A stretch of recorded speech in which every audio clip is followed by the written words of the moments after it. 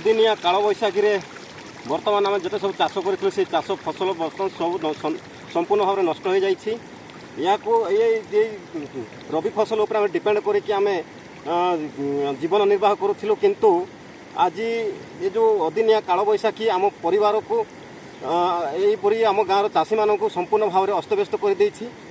तेणु एथि प्रति आम नवेदन करुछु कि आमर ये जो जिते सब आम फसल नष्ट होती प्रति क्षति पूरण बाबद को आमको किसी आर्थिक सहयोग कले आम ओडिशा सरकार हो एवं किंबा आम डिस्ट्रिक्ट अथॉरिटी मानक मध्य नवेदन करुछु आम दुख आ गुहारी को शुणिकी आम दुख को दूर करे बोले आम भावुचु।